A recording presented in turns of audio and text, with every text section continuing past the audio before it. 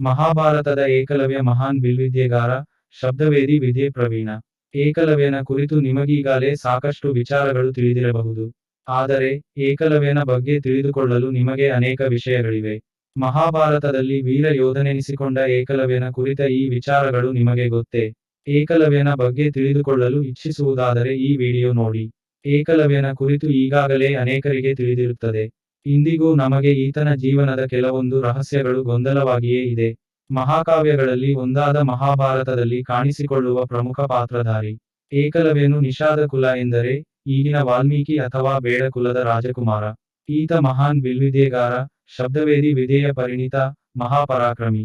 ಕುಲವೆಂಬ ಕೊಡಲಿಗೆ ಸಿಕ್ಕಿ ದ್ರೋಣಾಚಾರ್ಯರಿಂದ ಬಿಲ್ವಿದ್ಯೆ ಕಲಿಯುವುದರಲ್ಲಿ ವಂಚಿತನಾದವನೀತ.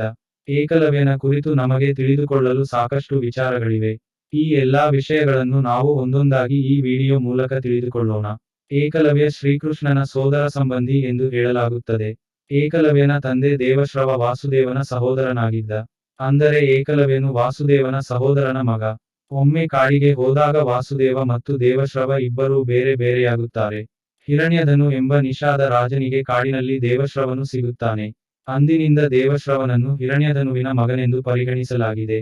ಬೇಟೆಗಾರರೊಂದಿಗೆ ಬೆಳೆದ ದೇವಶ್ರವ ಅವರಲ್ಲೊಬ್ಬಳನ್ನೇ ಮದುವೆಯಾಗುತ್ತಾನೆ. ಅವರಿಗೆ ಹುಟ್ಟಿದ ಮಗನೇ ಏಕಲವ್ಯ. ಜ್ಯೋತಿಷ್ಯದ ಆಧಾರದ ಮೇಲೆ ಅರಣ್ಯವಾಸಿಯಾದ ಬಿಲರಾಜನು ನಿಷಾದ ರಾಜನಾದೆ ಹಿರಣ್ಯಧನುವಿಗೆ ಏಕಲವ್ಯನನ್ನು ಹಸ್ತಾಂತರಿಸುತ್ತಾನೆ. ಏಕಲವ್ಯನು ಭಗವಾನ್ ಕೃಷ್ಣನ ಪಿತೃವ್ಯ, ಚಿಕ್ಕಪ್ಪ, ನ ಮಗ ಎಂದು ಹೇಳಲಾಗುತ್ತದೆ. ಏಕಲವ್ಯನು ಶ್ರೀಕೃಷ್ಣನ ಸೋದರ ಸಂಬಂಧಿಯಾಗಿದ್ದರಿಂದ ಆತನನ್ನು ಹೀನ ಕುಲದವನೆನ್ನುವುದು ಅಸಾಧ್ಯ. ಈ ನಿಟ್ಟಿನಲ್ಲಿ ನಾವು ಯೋಚಿಸುವುದಾದರೆ ಏಕಲವ್ಯನು ಯದುಕುಲಕ್ಕೆ ಸೇರಿದವನು. ಮಹಾಭಾರತದ ಕೆಲವೆಡೆ ಏಕಲವ್ಯನನ್ನು ನಿಷಾದ ಪಂಗಡದ ರಾಜನ ದತ್ತು ಪುತ್ರನೆಂದು ಉಲ್ಲೇಖಿಸಲಾಗಿದೆ.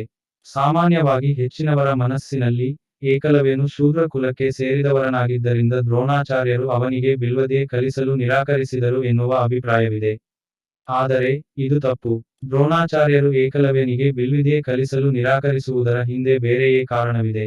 ಅದೇನೆಂದರೆ, ದ್ರೋಣಾಚಾರ್ಯರು ಭೀಷ್ಮನಿಗೆ ನಿಮ್ಮ ರಾಜ್ಯದ ರಾಜಕುಮಾರರಿಗೆ ಮಾತ್ರ ವಿದ್ಯೆಯನ್ನು ಕಲಿಸುವುದಾಗಿ ಭರವಸೆಯನ್ನು ನೀಡಿದ್ದರು. ಏಕಲವ್ಯ ಅತ್ಯುತ್ತಮ ಬಿಲ್ಲುಗಾರ ಎಂಬುದರಲ್ಲಿ ಎರಡು ಮಾತಿಲ್ಲ. ದ್ರೋಣಾಚಾರ್ಯರು ಬಿಲ್ವಿದ್ಯೆ ಕಲಿಸಲು ನಿರಾಕರಿಸಿದಾಗ, ತನ್ನ ಛಲವನ್ನು ಬಿಡದೆ ದ್ರೋಣಾಚಾರ್ಯರನ್ನೇ ತನ್ನ ಗುರುವೆಂದು ಸ್ವೀಕರಿಸಿ, ದ್ರೋಣರ ಮಣ್ಣಿನ ವಿಗ್ರಹದ ಮುಂದೆ ಕುಳಿತು ಬಿಲ್ವಿದ್ಯೆಯನ್ನು ಕಲಿತವನು.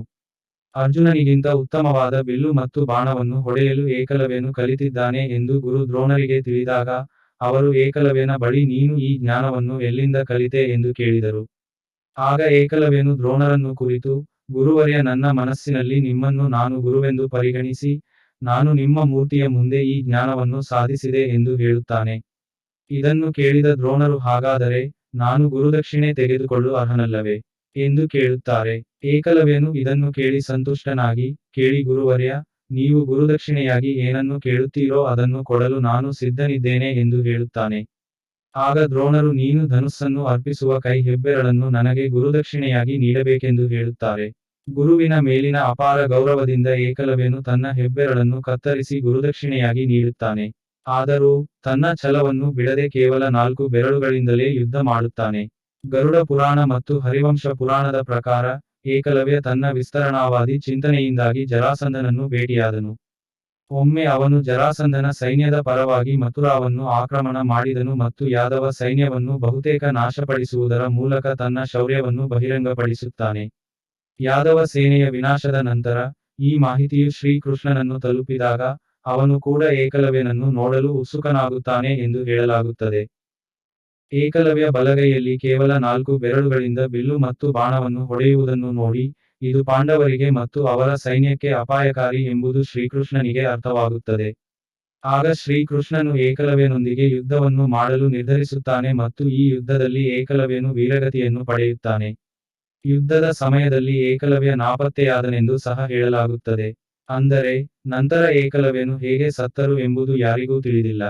ಏಕಲವ್ಯ ಯುದ್ಧದಲ್ಲಿ ಮರಣ ಹೊಂದಿದ ನಂತರ ಅಥವಾ ಕೆಲವೊಂದು ಹೇಳಿಕೆಗಳ ಪ್ರಕಾರ, ಏಕಲವ್ಯನು ಕಾಣೆಯಾದ ನಂತರ, ಅವನ ಮಗ ಕೇತುಮಾನ್ ಸಿಂಹಾಸನವನ್ನು ಏರುತ್ತಾನೆ ಮತ್ತು ಕೌರವ ಸೇನೆಯ ಪರವಾಗಿ ಪಾಂಡವರ ವಿರುದ್ಧ ಹೋರಾಡುತ್ತಾನೆ.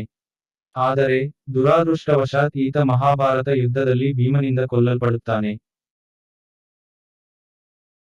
ಇಂತಹ ಇನ್ನಷ್ಟು ವಿಡಿಯೋಗೋಸ್ಕರ ನಮ್ಮ ಗುಡ್ ವೈಬ್ಸ್ ಚಾನಲ್ ತಪ್ಪದೇ ಸಬ್ಸ್ಕ್ರೈಬ್ ಮಾಡಿ ಮತ್ತು ಹೊಸ ವಿಡಿಯೋಗಳ ನೋಟಿಫಿಕೇಷನ್ಸ್ಗಾಗಿ ಬೆಲ್ ಐಕಾನ್ ಕ್ಲಿಕ್ ಮಾಡಿ.